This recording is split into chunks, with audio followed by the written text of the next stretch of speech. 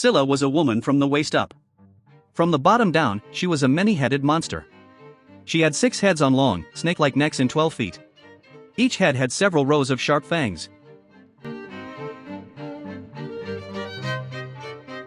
The question of whether Scylla is a male or female is a common one in Greek mythology. The answer, however, is not as straightforward as one might expect.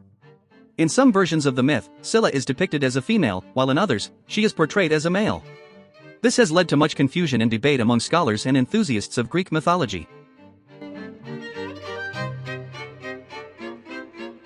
One of the most well-known accounts of Scylla comes from Homer's epic poem, the Odyssey.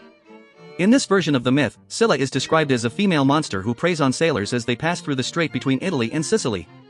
According to Homer, Scylla was once a beautiful nymph who was transformed into a monster by the sea goddess, Circe, out of jealousy. This version of the myth clearly presents Scylla as a female creature.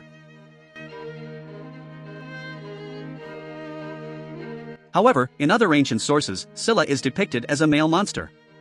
For example, the Greek poet Hesiod refers to Scylla as a male in his work, Theogony.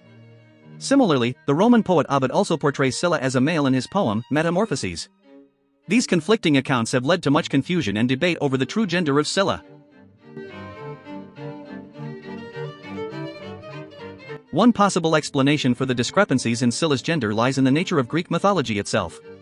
In ancient Greece, myths were not fixed and unchanging stories, but rather fluid and adaptable narratives that could be modified and reinterpreted by different poets and authors. As a result, there was often variation and inconsistency in the details of the myths, including the gender of certain characters.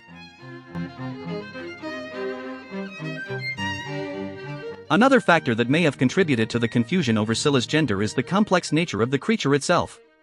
With its combination of female and monster-like features, Scylla presents a unique and enigmatic figure in Greek mythology.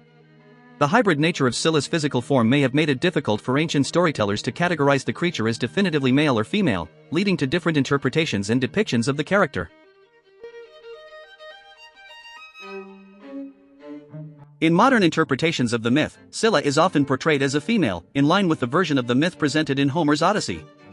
This depiction of Scylla as a female monster has become the most widely accepted and popularized interpretation of the character in contemporary culture.